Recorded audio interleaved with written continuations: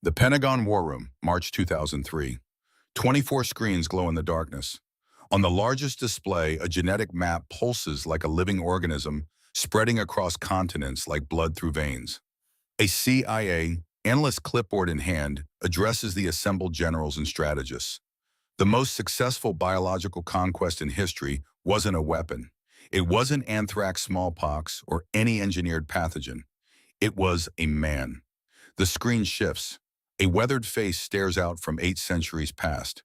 Genghis Khan. 16 million men alive today carry his Y chromosome. That's one out of every 200 males on Earth. 0.5% of the global population descends directly from a single bloodline that began in the Mongolian steppes 800 years ago. The analyst pauses, lets the numbers settle over the room like fallout. This is not mythology. This is measurable genetic fact. And the question before us today is simple. How did he engineer it? The screen goes dark. Then light, Mongolia, spring of 1178. A boy of 16 stands at the edge of a river. His name is Temujin. He will not be called Genghis Khan for another 28 years. Right now, he is nothing. A minor chieftain's son from a scattered tribe standing in the mud staring at nothing. 4 months ago, raiders from the Merkid tribe took his promised bride. Her name was Borte. 17 years old. They took her in the night, a retaliation for an old grievance Temujin barely understood. For 4 months he has searched, called in favors, promised allegiances he could not afford. And now finally she stands before him, alive, pregnant. His advisors gather around him in the firelight that night. Older men hardened by decades of steppe warfare. Their message is unanimous. Kill her. She is tainted. The child is not yours. Send her back to her family or end it here. Either way, you cannot keep her. Temujin looks at Borte across the fire. Her hands rest on her swollen belly. She does not look at him. She stares into the flames. He speaks for the first time in hours. The child will be mine. The advisors protest. Blood matters. Lineage matters. The boy will be Merkid, not Mongol. He will divide loyalties, create questions, weaken your claim. Temujin stands. The firelight catches the angles of his young face. The child will be mine. The question is not blood. The question is loyalty. 9 months later, Borte gives birth to a son. They name him Jochi. Whose child? The name carries the question like a brand. Temujin legitimizes him without hesitation, raises him as firstborn. And in that choice, something fundamental shifts in his understanding of power. He watches the other tribes, watches how they celebrate victories, mourn defeats, bury their dead. The warriors die in battle or take their own lives rather than submit to conquest.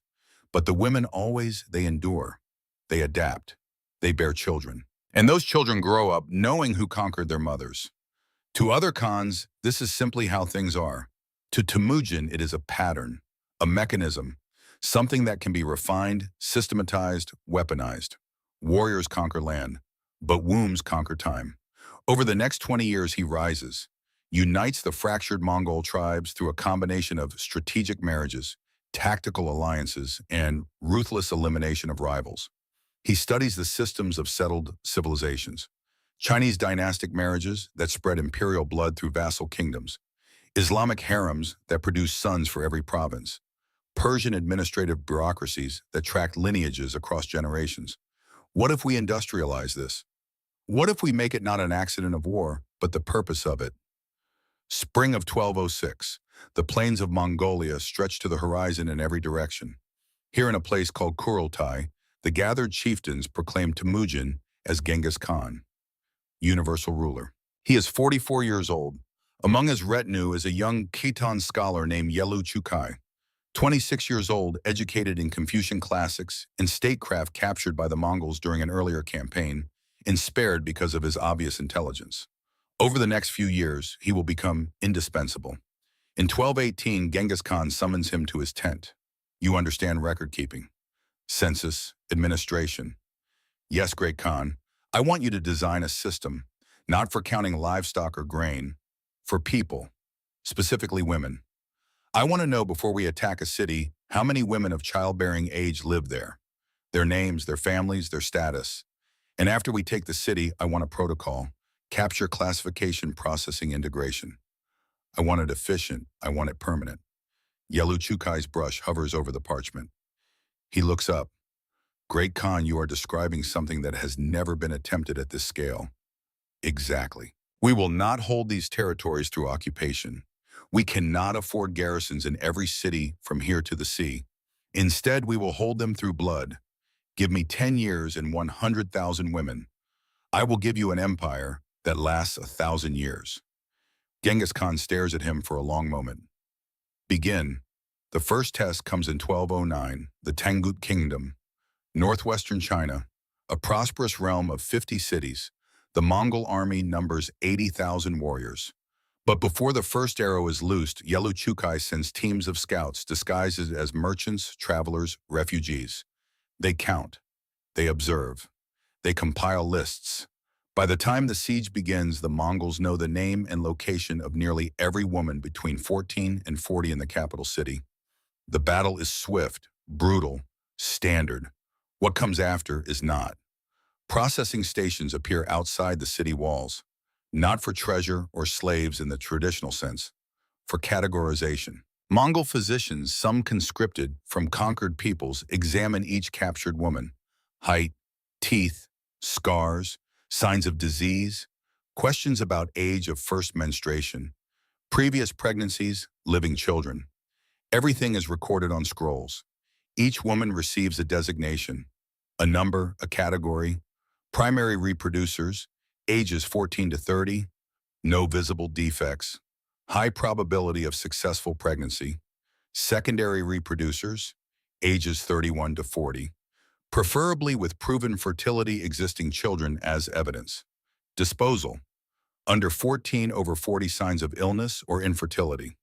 The first and second categories are marked with ink on their wrists, loaded into wagons specifically designed for human transport. The third category disappears. In the first Tangut campaign, the Mongols capture approximately 50,000 women of reproductive age. Within 6 months, 58% are pregnant. Of those pregnancies, 34% result in live births of infants, judged to have sufficiently Mongol features to be integrated. Genghis Khan reviews the numbers with Yellow Chukai. Double the acceptable rate. Find better physicians. Improve the nutrition protocols. I want 60% viable births within 3 years. Yes, Great Khan. Among Genghis Khan's most trusted generals is a man named Subadai. They grew up together, fought together, bled together. Subadai is perhaps the greatest military tactician the Mongol army possesses, and he is deeply troubled. One night after a strategy session, he remains behind. Great Khan, may I speak plainly? Always this system, what we are doing with the captured women.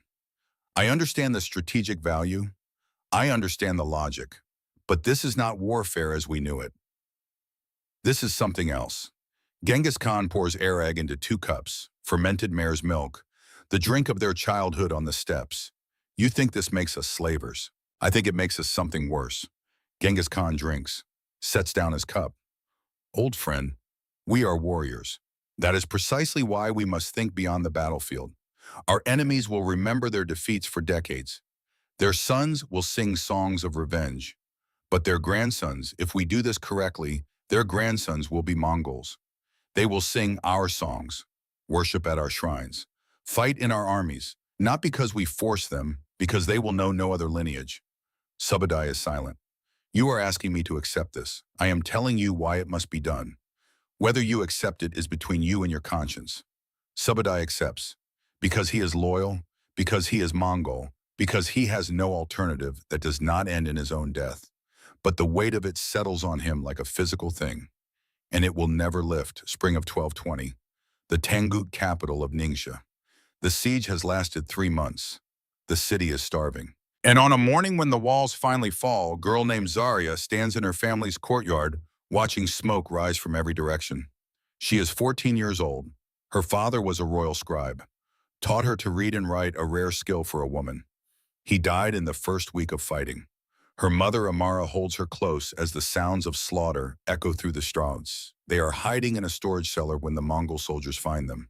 Not by accident. One of the soldiers carries a scroll, unrolls it, reads aloud in broken Tangut, Household of Timur the scribe. Wife Amara, daughter Zarya, age 14. Literate, he looks directly at Zarya. You, come, her mother screams, claws at the soldiers. They pull them apart with practiced efficiency. Zarya catches one last glimpse of her mother's face twisted in anguish before she is dragged up the stairs and into the street. She is taken to a processing station set up in what used to be a marketplace. Hundreds of women stand in lines. Mongol physicians move among them. Scribes record everything. When it is her turn, a physician examines her quickly, professionally, without interest. Checks her teeth, asks about menstruation, notes her height, her build. A scribe writes it all down. Subject T-1220-N-4721. Zarya, age 14. Ningxia origin. Father deceased, mother status unknown. Literacy confirmed. Risk factor. Recommendation, standard processing monitor for subversion tendencies. She is marked with ink on her wrist. The number burns, not from pain, from the realization that she is no longer a name. She is data. They load her into a wagon with 20 other women and girls. The wagon has a canvas cover, wooden benches, bars on the windows. It smells of unwashed bodies and fear. As the caravan begins to move, rolling out of the burning city toward an unknown horizon, Zarya presses her face to the bars, tries to see if her mother is somewhere in the chaos. But there are too many people, too much smoke. She never sees her mother again.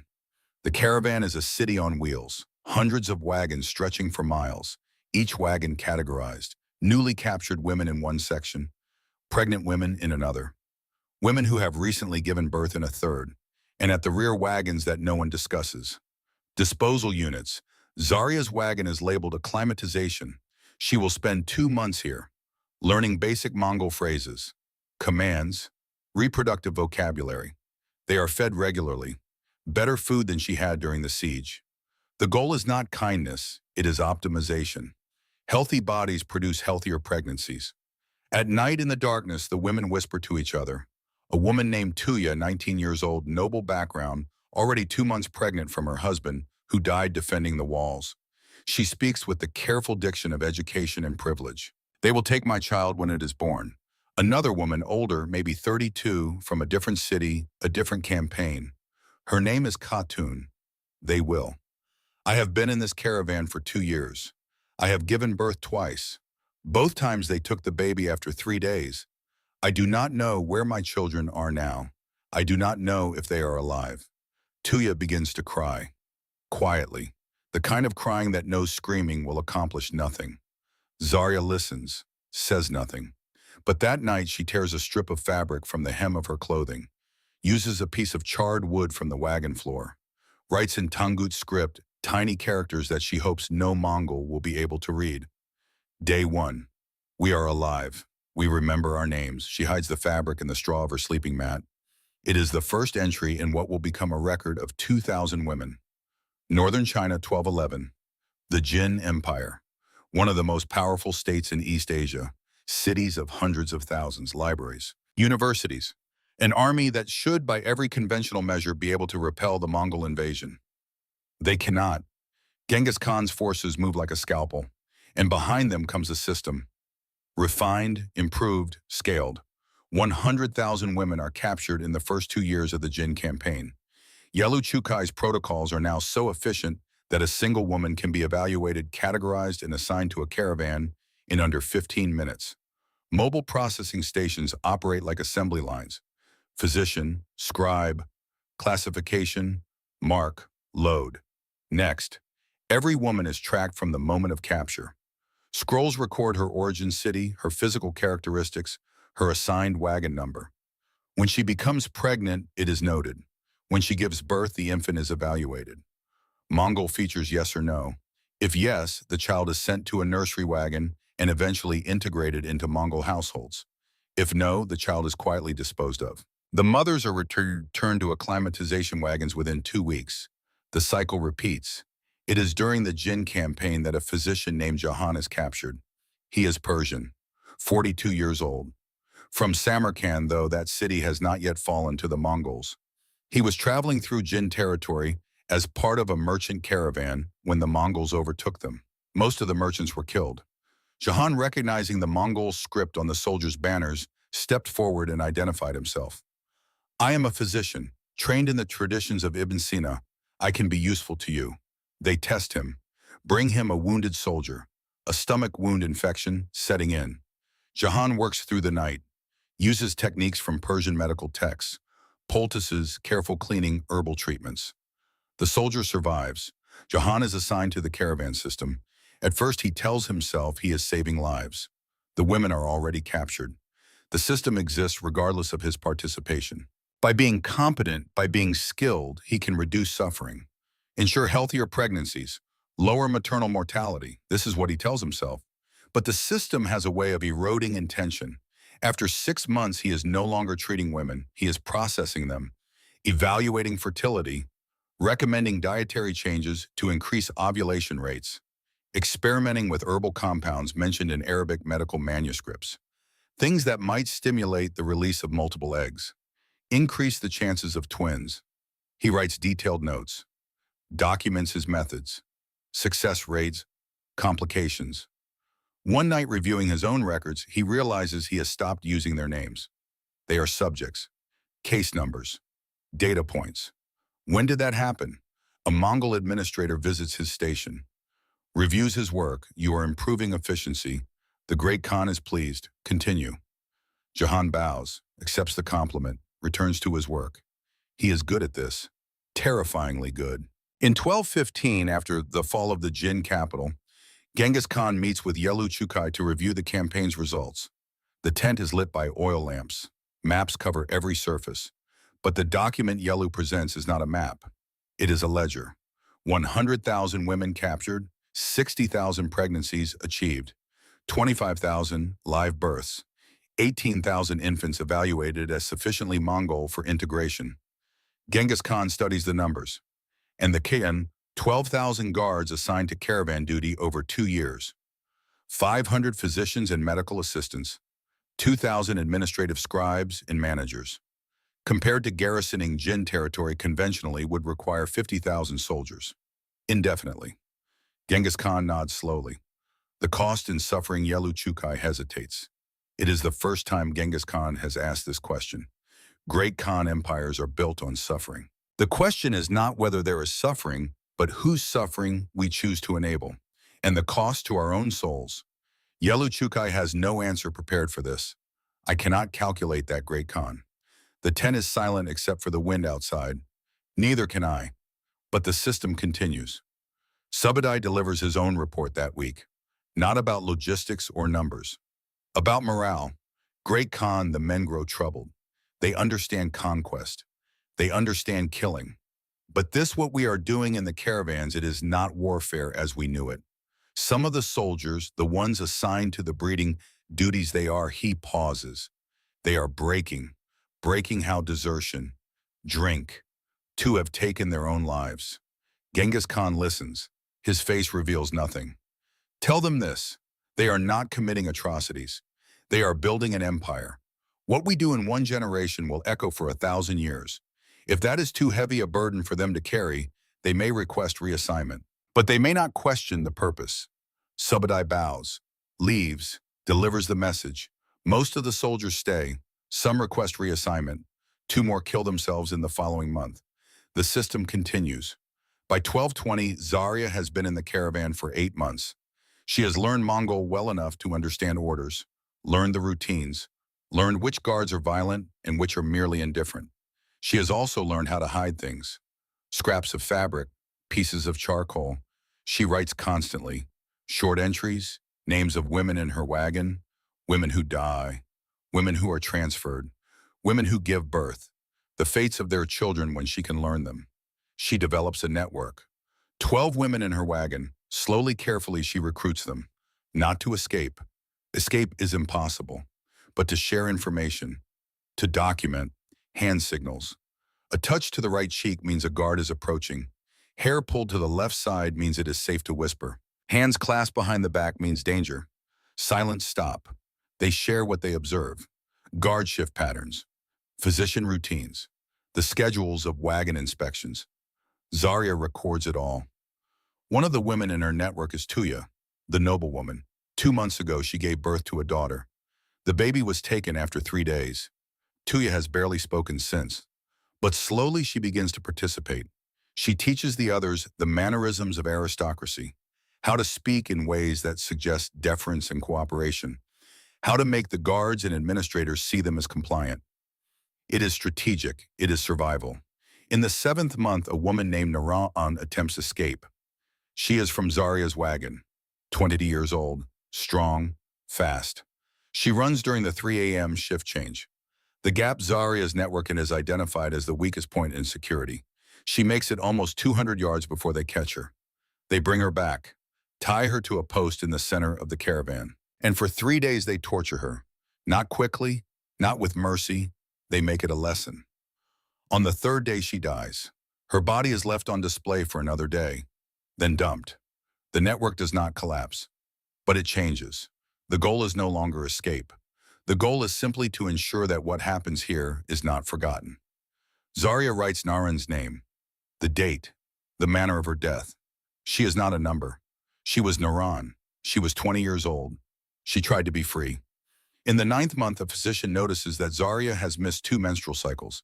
She is examined, confirmed pregnant. She is transferred to the early pregnancy wagon. The diet improves, more protein, herbal supplements, daily examinations. Everything designed to maximize the chances of a successful birth. Zarya learns she is far from alone. The early pregnancy wagon holds 40 women, all in their 1st or 2nd trimester. They do not speak much. What is there to say? But Zarya watches, observes, continues to document when she can. In the late pregnancy wagon, she witnesses 20 births over 2 months. The process is industrial. A woman goes into labor. She is moved to a birthing area, attended by a physician and 2 assistants.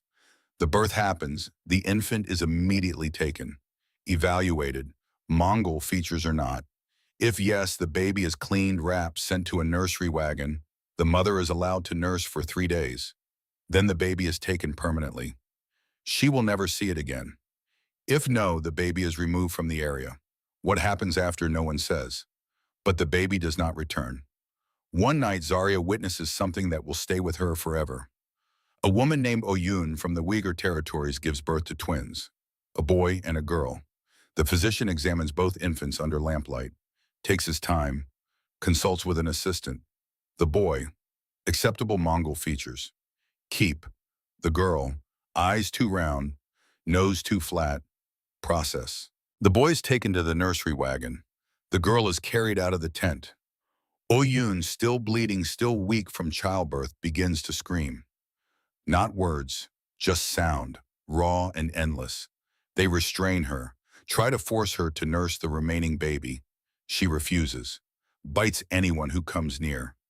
By morning she is dead, hanging from a wagon support beam using a strip of cloth torn from her own clothing. The report listed as suicide due to post-birth complications. Zarya adds her name to the cloth records. Oyun, Uyghur, mother of twins, refused to accept the theft, chose death over compliance. In the 11th month, Zarya goes into labor. 16 hours. The pain is unlike anything she has experienced. No one offers comfort. This is a medical procedure. Efficiency is the priority. She gives birth to a girl. The physician examines the infant. Takes longer than usual. Consults notes. Measures features against some internal standard Zarya cannot see. Borderline, eyes too round. But skin tone acceptable. Hair color within parameters. Another physician is called in. They confer. Conditional acceptance. Reevaluate at 6 months. If features shift toward non-Mongol process at that time, the baby is clean, handed to Zarya. She is allowed 3 days. She names her Alara, does not speak the name aloud. Only whispers it into her daughter's ear when no one is watching. On the morning of the 3rd day, Khatun, the older woman from Zarya's original wagon, now serving as a midwife assistant in the birthing unit, comes to take the baby. She sits beside Zarya, speaks quietly. They will come in 1 hour. You need to decide. Fight and die now or survive and remember her. Zarya looks at her daughter, 3 days old, tiny fingers curled in sleep. If I fight, you will be killed. The baby will still be taken. And your records, the names you have written, they will be found and destroyed. Everything you have done will be erased. And if I let her go, you live. You continue documenting. And maybe someday someone will know what happened here. Maybe your daughter will be one of the ones who survives. Maybe she will have children. Maybe your blood will persist, and the record you keep will be the only proof that you were her mother. Zarya holds Alara for the remaining hour, memorizes her face, whispers her name over and over. Your name is Alara, daughter of Zarya of Ningxia, remember. When they come, she hands over the baby without resistance. They transfer her to a postpartum wagon. 2 weeks of monitoring, then back to acclimatization. The cycle will begin again. That night, she takes out the cloth, adds a new entry, Alara, born month 11, conditional acceptance. Taken day 3. I will never stop being her mother. She folds the cloth, hides it, and survives another day. Khwarezm Empire, 1219 to 1221. Central Asia, cities of legendary wealth. Bukhara, Samarkand, Merv. The Mongol invasion is retribution for an insult. A governor executed Mongol envoys. Genghis Khan does not forgive such things. The campaign is the largest yet, and the system operates at peak efficiency. In Merv alone, 50,000 women are captured in a single week. The processing stations operate around the clock. Physicians work in shifts. Scribes develop shorthand to keep pace with the volume. It is in Samarkand that Dr. Jahan reaches his breaking point. He has been serving the caravan system for 8 years. He is 50 now, recognized as one of the most skilled physicians in the Mongol Medical Corps. His techniques for improving pregnancy rates have been adopted across all caravans. He has personally overseen the processing of tens of thousands of women. He is also by Mongol protocol required to participate in breeding duties. Physicians are considered valuable genetic stock. Their children are prioritized for integration. In the chaos of Samarkand's fall, he is assigned a woman. She is from a noble family. 24 years old, educated, she speaks Persian. They are able to communicate. He does what is required, tells himself it is no different than the 1,000 other times, that he is a tool of the system, not the system itself. 3 months later, he is conducting a routine examination in the medical wagon when he recognizes her. She is pregnant. He checks the records. The father is listed as himself. The system has protocols for resistance, ways to identify women who are attempting to abort pregnancies, self-induced vomiting, herbal ingestions, physical trauma. He examines 12 women that day, finds evidence of resistance in 3 of them. Protocol requires him to report them. He reports them. Their names are added to a list. That night, all 3 are executed publicly as a deterrent. The next morning, he learns that one of the 3 was the woman who is carrying his child. She is dead. The child is dead. He writes a letter, not to anyone specific, just writes, I became a monster to survive. But what has survived is not me. It is something wearing my face, something that has forgotten what it means to heal instead of harm. I cannot undo what I have done. I cannot restore what I have taken. But I can stop. He places the letter in his medical bag. That night, he uses a scalpel, clean, precise, a physician's death. They find him in the morning. The letter is read, filed, forgotten. Another physician is assigned to his station. The system continues. By 1221, the caravan system has reached a scale that defies comprehension. Estimates suggest 200,000 women are in motion across the Mongol Empire at any given time. Wagons stretching from Mongolia to Eastern Europe, supply lines, medical stations, administrative centers. It is an empire within an empire, a parallel structure dedicated entirely to biological conquest. Genghis Khan, now 59 years old, writes a letter to Subadai. Old friend, you asked me once if this troubles my sleep. It does. Every night, I dream of Borte. I dream of the night they took her. I dream of the look on her face when she came back to me carrying another man's child. I think of our people, scattered across the steppes, starving, powerless. I chose this path so that no Mongol child would ever feel that powerlessness, so that our blood would spread so far and so deep that no enemy could ever erase us. History will judge me. I know this. But my descendants will inherit the world. And perhaps that is enough. The letter is never sent. It is found among his papers after his death. August 12, 27. Genghis Khan dies during his final campaign against the Tangut Kingdom, the same kingdom where the system was first tested. Poetic, deliberate.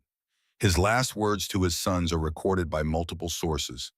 The empire of land may fall, cities may be retaken, borders may shift, but the empire of blood cannot fall. It is written into the future itself. Hold the land if you can, but hold the bloodlines above all else. The transition of power is managed by Yelu Chukai with the same administrative precision he applied to everything. Ogedei, Genghis Khan's third son, is proclaimed Great Khan, and the first act of the new administration is a purge. Protocol dictates that during transitions of power, high-risk elements must be eliminated. Women who have been captured within the last 6 months, who have not yet been fully processed, who might retain enough cultural memory to inspire resistance during a vulnerable moment.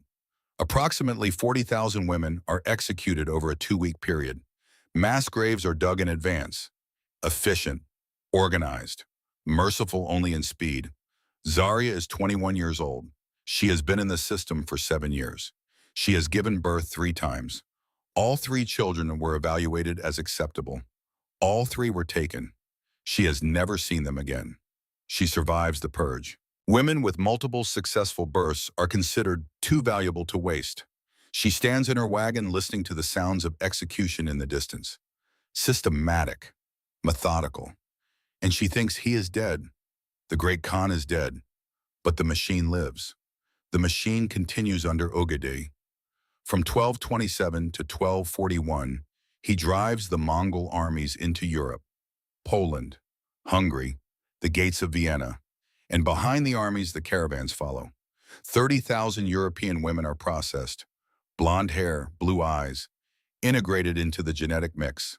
Ogedei's son Mongke takes power in 1251, turns his attention to the Middle East. In 1258, Baghdad falls. The Abbasid Caliphate, 5 centuries old, destroyed in a week. 20,000 women, Persian, Arab, integrated. Kublai Khan, Genghis Khan's grandson, establishes the Yuan dynasty in China in 1260. For the next 30 years, the system is institutionalized as government policy. Marriage bureaus, official protocols, 500,000 women over 3 decades. By the time the Mongol Empire fractures in the early 1300s, the genetic impact is irreversible. Zarya lives until 1251. She is 45 years old when she dies. The records do not specify how. Illness, exhaustion, despair. Does it matter? She has spent 31 years in the system, 7 pregnancies. 5 resulted in births that were accepted. She never saw any of her children after they were taken. But she wrote. For 31 years she wrote. The cloth records grow.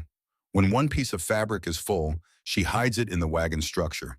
Hollow beams, gaps in the floorboards. Starts a new piece. By the end, she has documented 2,341 women. Names, origins, dates of capture, dates of death or transfer. Children born, children lost. Her final entry is brief, 31 years. I have survived because I refuse to let them erase us completely. To whoever finds this, we were not numbers. We were not data. We had names, we had mothers, we had dreams. The Khan won. His blood is in millions now. But our voices are in these words. Let history judge who truly conquered whom. Zarya of Ningxia, survivor. The cloth is hidden, and Zarya's name vanishes into the silence of history. Until 1995, Uzbekistan, near the ancient site of Bukhara. Archaeologists excavating a medieval trade route uncover something unexpected. A mass grave. 217 skeletons, all female, age range 14 to 40, all from the same time period. 13th century, the bones tell stories, malnutrition, untreated fractures, signs of multiple pregnancies, pelvic damage consistent with repeated childbirth in suboptimal conditions. They are buried separately from the male graves found nearby, deliberately segregated. Over the next decade, similar graves are found across Central Asia. Samarkand, Merv. Patterns emerge. Young women. Violent deaths. 13th century. In 2003, a team from Oxford University publishes a genetic study. Dr. Tatiana Zerjal and her colleagues have analyzed Y chromosome data from populations across Asia and Eastern Europe. They identify a genetic marker that appears in an extraordinary number of men. 16 million men alive today share a common male ancestor from approximately 1,000 years ago. The geographic distribution matches the Mongol conquests exactly. Highest concentration in Mongolia and Central Asia. Significant presence in China, the Middle East, Eastern Europe. Statistical analysis suggests this ancestor had access to an unprecedented number of reproductive partners, far beyond what random chance or even polygamy could explain. The paper's conclusion is careful, diplomatic. The data is consistent with a sustained and systematic reproductive strategy during the Mongol expansion period. In academic terms, this means Genghis Khan and his descendants engineered the most successful genetic conquest in human history. The paper makes international news, genetics journals, history departments. It even reaches the Pentagon, where analysts add it to their files on biological warfare. 16 million people, 0.5% of the male population of Earth. The most successful biological conquest in history wasn't a weapon, it was a man. In 2015, Dr. Marcus Rothenberg, a 62-year-old historian from Stanford, is conducting research in Beijing. He specializes in Mongol military history, administrative documents, supply chains, the logistics of empire. He has granted access to archives that have recently been declassified, among them a collection of documents from the Yuan dynasty, administrative records, census data, and there in a box that has not been opened in 700 years, he finds Yelu Chukai's blueprint, the complete system design, protocols for pre-conquest census, classification categories, processing procedures, metrics for success, cost-benefit analyses comparing caravan operations to conventional military occupation. Rothenberg reads for 3 days straight. When he emerges, he is shaking. This wasn't collateral damage. This wasn't the inevitable brutality of war. This was the strategy. He publishes his findings in 2018. The academic community erupts, conferences, debates, shouting matches disguised as scholarly discourse. One side, this is biological warfare, mass rape systematized. We must call it what it is. Other side, by the standards of their time, this was strategic genius. Every empire engaged in similar practices. The Mongols simply applied administrative efficiency. Ethicists' intent matters. Genghis Khan chose this deliberately. That choice has moral weight regardless of era. Counterjudging historical figures by modern standards is intellectually dishonest. Rothenberg sits through these debates, listens, and slowly his position evolves. At first, we must understand history objectively. Avoid presentism. Context matters. After months, but objectivity cannot erase moral truth. Understanding why something happened does not mean accepting that it should have happened. Finally, Genghis Khan succeeded beyond his wildest imagination. 16 million people prove it. The genetic evidence is irrefutable. But the question we must ask is not whether he succeeded. It is whether success justifies the method. And I cannot answer that question for you. Each person must answer it themselves. In 2024, a small museum in Tashkent, Uzbekistan, receives an unusual donation.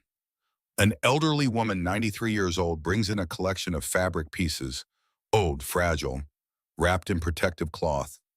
These belonged to my great-great-grandmother. She said they were sacred, that we must preserve them. I do not know what they say. The writing is in a script I do not recognize. The museum curator examines them carefully, calls in a specialist in ancient languages. The specialist identifies the script, Tengut, an extinct language from northwestern China. They translate, and they realize what they have found. Zarya's records, 2,341 names, testimonies, dates, a record of the caravan system from inside. The museum contacts Dr. Rothenberg. He flies to Tashkent, spends a week examining the cloths, reading, cross-referencing with Yelu Chukai's administrative documents. Everything matches, the protocols, the numbers, the timelines. But more than that, the cloths provide something the administrative records cannot. Names, he arranges for the cloths to be displayed. A new exhibition at the museum. The Silent Witnesses Women of the Mongol Empire. The exhibition opens in October 2024. It features the archaeological evidence, the genetic studies, Yellow Chukai's documents, and Zarya's cloths. A placard beside the display reads, 16 million people alive today carry the genetic legacy of the Mongol conquests. Each one represents a woman who endured, who resisted, who survived long enough to bear children, who bore children, who bore children. Most of their names are lost. 2,341 are not. Dr. Rothenberg gives the keynote address at the exhibition opening. Genghis Khan died 797 years ago, but 16 million men carry his Y chromosome. His genetic empire succeeded beyond anything he could have imagined. We can condemn his methods. We should condemn them. But we cannot deny his success. The women he enslaved are mostly forgotten, erased from the chronicles, reduced to statistics in administrative documents, except for these 2,000, saved from oblivion by a 14-year-old girl who refused to let them become only numbers. Perhaps that is the real legacy, not who won, but who refused to be forgotten. The exhibition attracts visitors from around the world, geneticists, historians, descendants. People take DNA tests, discover connections. Some find they carry the Mongol marker. Others trace maternal lines back to the conquered regions. One man, a software engineer from Kazakhstan, age 34, discovers through genetic testing that he is a direct descendant of Genghis Khan's line. He stands in front of Zarya's cloth for a long time. Then he takes out his phone, starts researching, tracing. 6 months later, he publishes his findings online. I am descended from Genghis Khan. That is genetic fact. But I am also descended from someone in those caravans. A woman whose name I will never know, who endured horrors I cannot imagine, who survived long enough to have a child, who became my ancestor just as surely as the Khan did. Both legacies live in me. I choose to remember both. His post goes viral, millions of views, thousands of comments. People from Mongolia, China, Kazakhstan, Uzbekistan, Russia, Poland, Hungary, all sharing their own stories, their own genetic discoveries. The conversation shifts. It is no longer just about conquest. It is about survival, about the women who endured, about memory. In Ulaanbaatar, Mongolia, there is a statue of Genghis Khan, 40 meters tall, stainless steel, gleaming. Tourists visit by the thousands. In Tashkent, in a small museum, there is a piece of cloth, faded, fragile. Visitors number in the hundreds per year. But those who come, they stay. They read. They remember. History is written by victors, but DNA does not lie, and neither do the dead. If you are watching this, if you have ancestry from Central Asia, East Asia, Eastern Europe, the Middle East, there is a statistical possibility that you are descended from Genghis Khan. There is an equal possibility that you are descended from the women in his caravans. Both legacies live in you. Both legacies deserve to be remembered. The empire of land fell centuries ago, borders shifted, dynasties collapsed. But the empire of blood remains. 16 million men carry the conqueror's genetic signature. Billions carry the genes of the conquered. And in a museum in Tashkent, 2,341 names stand witness. We were here. We had names. We refused to be forgotten.